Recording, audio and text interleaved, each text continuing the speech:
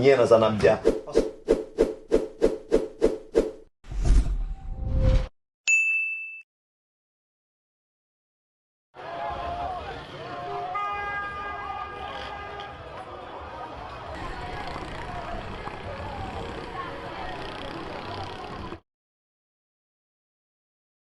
À de nombreux défis, et ce sont des défis qui entravent surtout l'accès à l'identité légale pour une grande partie de la population.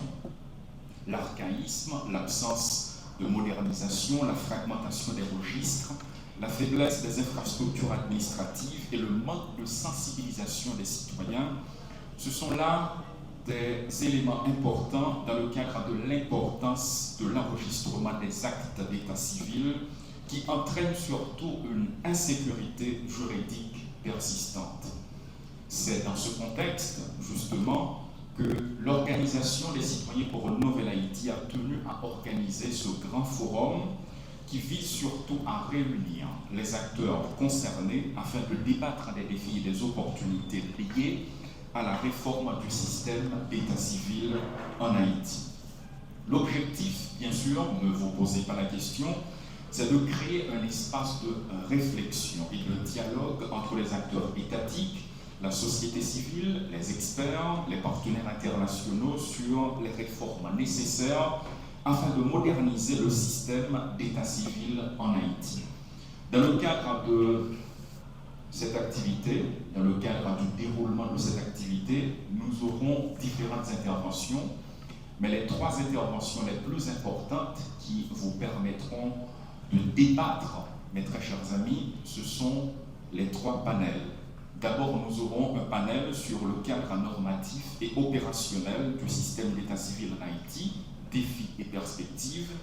Nous aurons un deuxième panel sur l'effectivité du droit à l'identité en Haïti, enjeux, obstacles et leviers d'action. Et troisième panel, c'est le rôle des partenaires internationaux de la réforme du système d'état civil en Haïti. Déjà, je souhaite à toutes et à tous bonne participation. Merci à vous d'être présents afin de rendre possible cette activité. Bienvenue à toutes et à tous. Vous êtes tous issus d'horizons divers et nous sommes là pour débattre afin de trouver des solutions possibles. Juste avant de continuer, permettez-moi de vous présenter celui qui se cache derrière l'Organisation des citoyens pour une nouvelle Haïti. Il répond au nom, bien sûr, de Maître Camille Auxilus, qui est le directeur exécutif de l'OCNH. C'est lui qui a le privilège en ce moment de procéder au discours d'ouverture. Sous l'éclat de vos acclamations, bien sûr.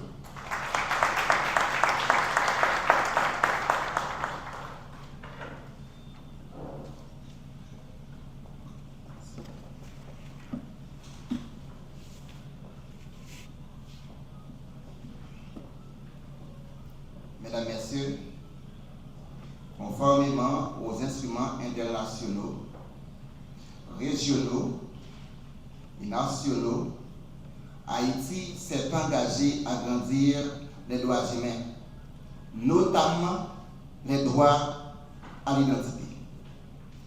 La mise en œuvre effective de ces droits permet non seulement aux citoyens d'exercer pleinement leurs droits fondamentaux, mais aussi elle permet également à l'État de reconnaître juridiquement ses citoyens afin de les inclure dans la planification des politiques publiques, notamment en matière d'éducation, de santé, entre autres.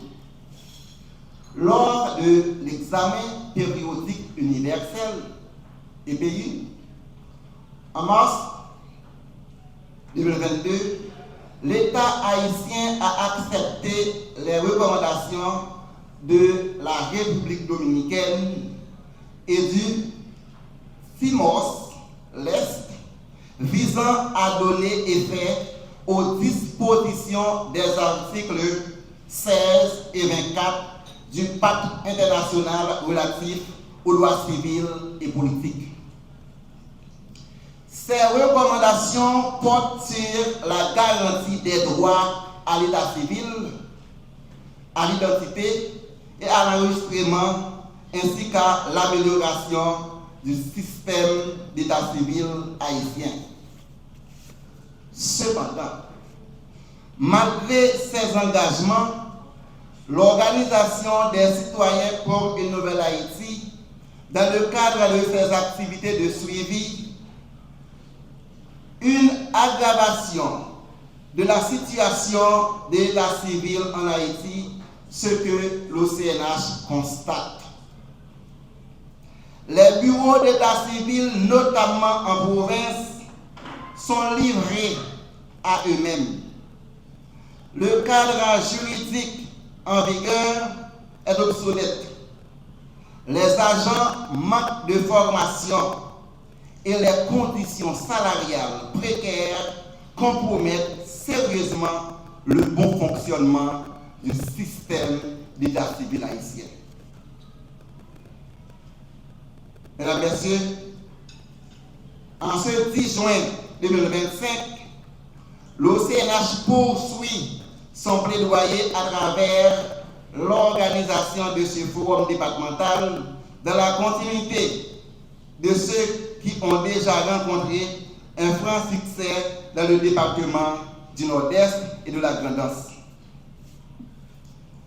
J'espère que cette activité contribuera à éveiller une conscience collective et à encourager l'État haïtien à mettre en place une commission de réforme en vue de concrétiser les engagements déjà pris en matière d'état civil et d'identité. Nous évoluons aujourd'hui dans un contexte de crise multiforme qui contraint près d'1 million de personnes à fuir leur domicile en raison des attaques perpétrées par des gangs armés. Selon les données recueillies, la majorité de ces personnes sont privées des documents d'identité, pourtant essentiels à leur quotidien.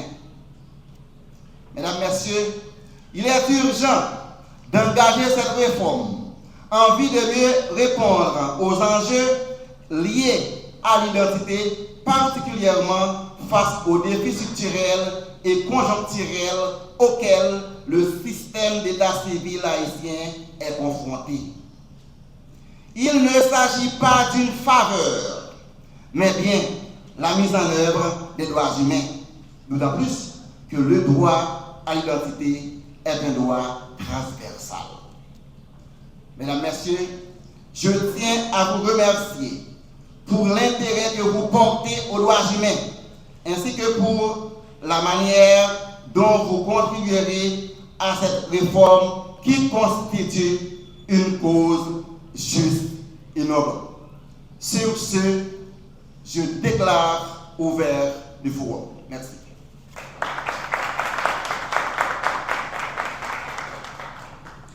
Comme l'a si bien dit le directeur exécutif de l'OCNH, Maître Camille Oxius, c'est un forum départemental et aujourd'hui, c'est le département de l'Ouest. Il y a eu récemment un forum qui a été organisé dans le département du Nord-Est et il y a eu également la Grand'Anse. Prochainement, c'est à Gonaïves. Donc, c'est une activité qui se déroule dans différents départements du pays dans le cadre de cette sensibilisation. Entre-temps, vous entendez parler de l'organisation des citoyens pour une nouvelle Haïti, mais vous voulez sûrement avoir une idée beaucoup plus approfondie. Voilà pourquoi je vais passer le verbe à Hanson Dacilus, l'officier de l'unité de recherche, de communication et de publication de l'OCNH. Il va faire la présentation de l'institution et du plaidoyer pour la réforme du système d'état civil haïtien. Il s'amène sous l'éclat de vos acclamations.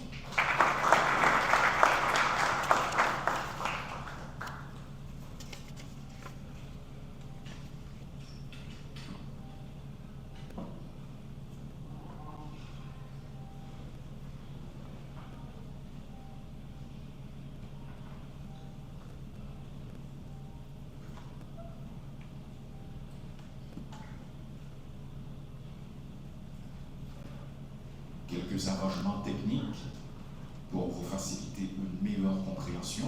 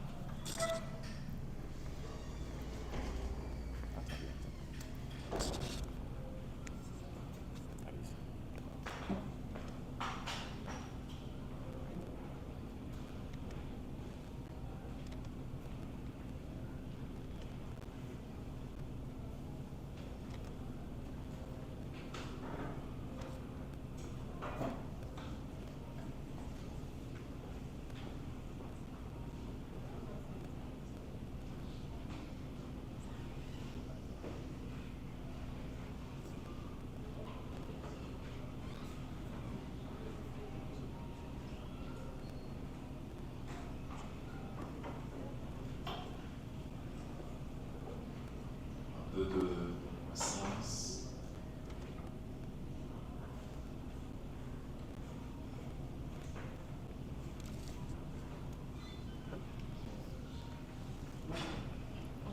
Je sais que vous êtes des gens qui sont du genre intelligent, des gens qui sont très compréhensifs, et plus compréhensifs que vous, c'est la compréhension elle-même.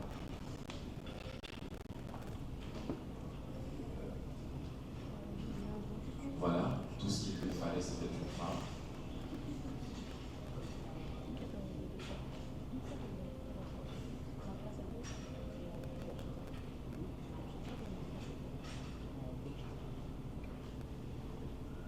C'est bon? Oui. Très bien.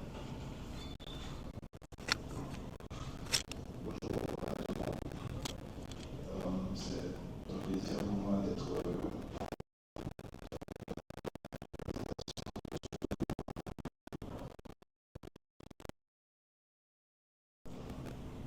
Je dois vous dire que l'Organisation des citoyens pour une nouvelle Haïti, au CNH, est une organisation de la société civile haïtienne qui travaille dans la question de la bonne gouvernance.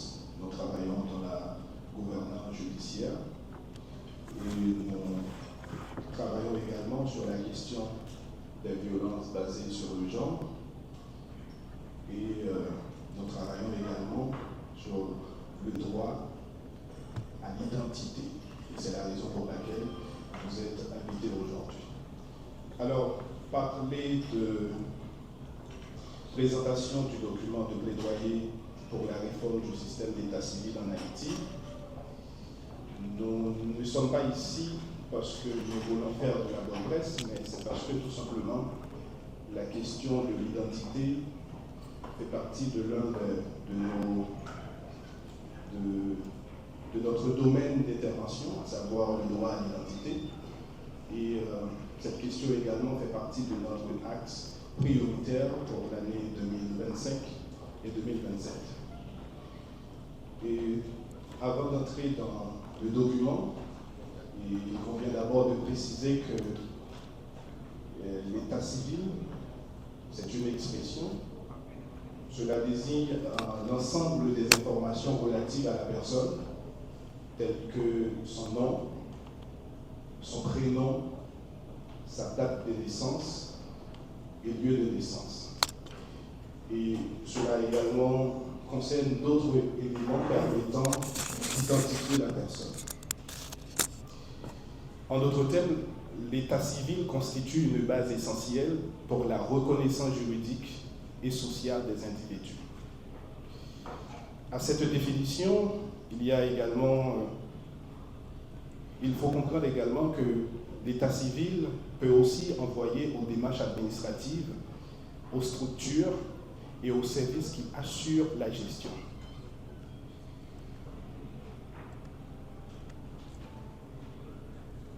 Maintenant, c'est clair pour enlever toutes sortes d'ambiguïtés. Il faut comprendre, quand on parle de l'état civil en Haïti, il y a tout un arsenal juridique qui prend en compte de cette question.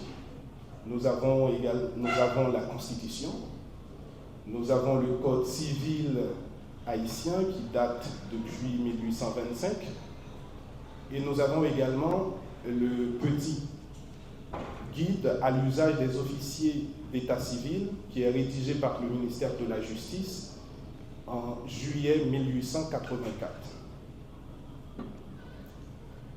Alors, c'est quoi la situation? Selon les informations disponibles, nous avons 40% de la population qui n'est pas enregistrée. Nous avons plus de 3 millions de personnes qui n'ont pas d'acte de naissance. Et dans les zones, par exemple, rurales, en province, et dans les camps de déplacés, nous avons des milliers de personnes qui fuient la violence des groupes armés sans pouvoir conserver ou accéder à leurs documents légaux.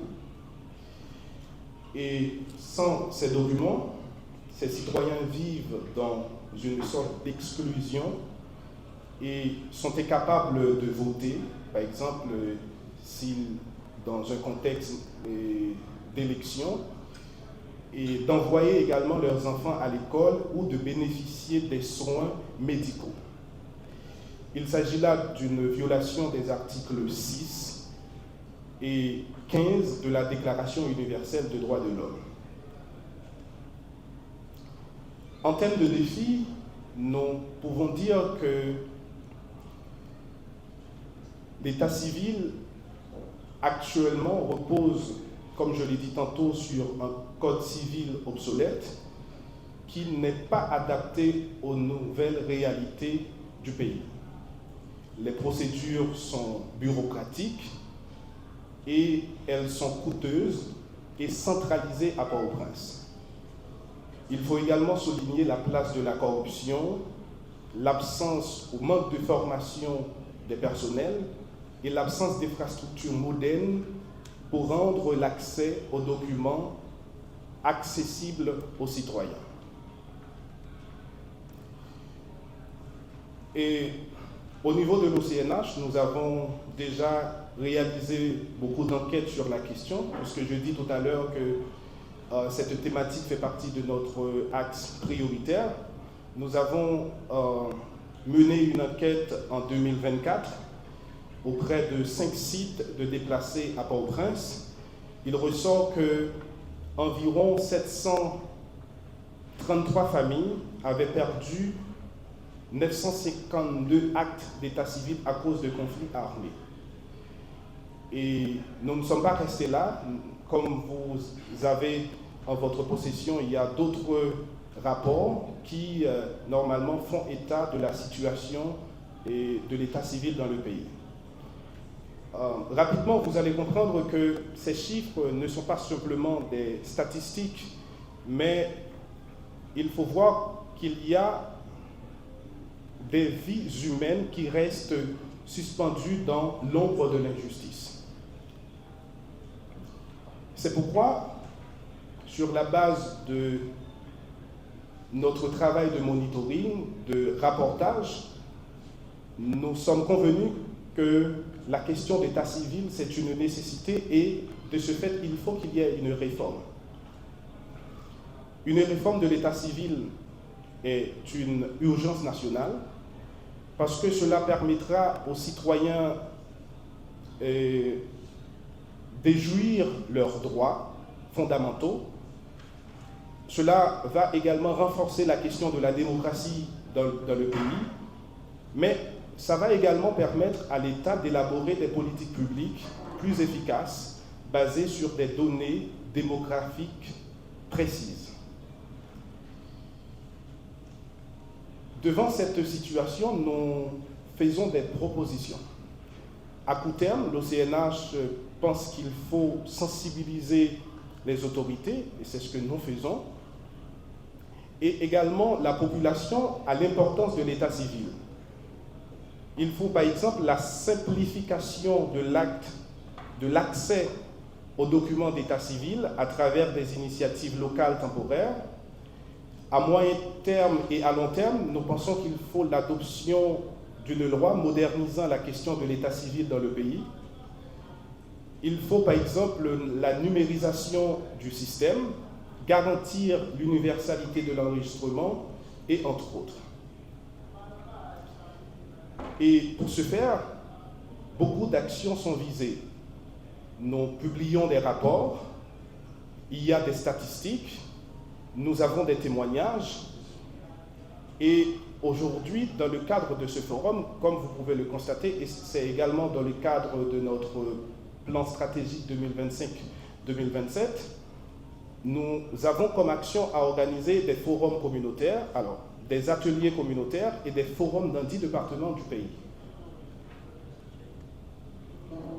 En termes d'attente, nous pensons par exemple qu'il faut adopter les réformes légales nécessaires, par exemple la mise en place d'une commission de réforme, et qu'il faut mobiliser les ressources financières et techniques pour moderniser le système d'état civil, éduquer les citoyens à l'importance de l'état civil et compter sur la collaboration de tout le monde, en particulier de partenaires de l'OCNH.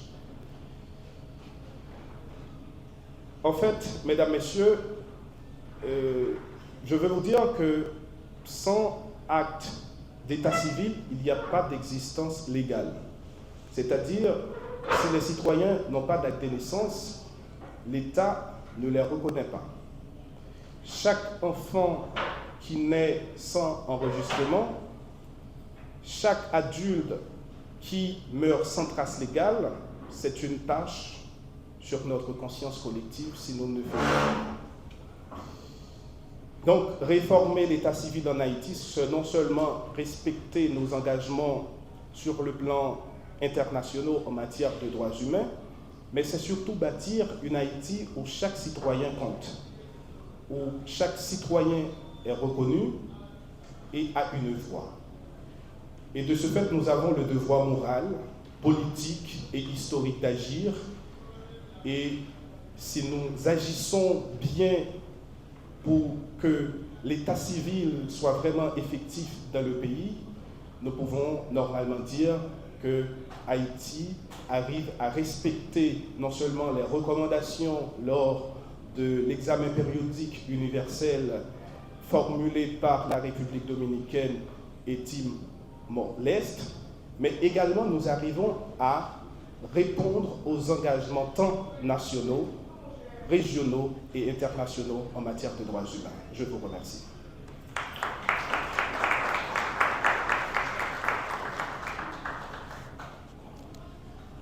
Voilà, merci à M. Anson Dacius qui a fait cette présentation de l'OCNH ainsi que du plaidoyer. Il est venu maintenant le temps, mesdames et messieurs, de donner un peu d'affection à la bouche. Nous reviendrons dans quelques instants pour le premier panel sur le cadre normatif et opérationnel du système d'état civil en Haïti, défis et perspectives. Disons, dans une quinzaine de minutes, le premier panel débutera. Et merci de me regarder avec autant d'attention, Monsieur le Directeur Général de la Protection du Citoyen. À tout à l'heure.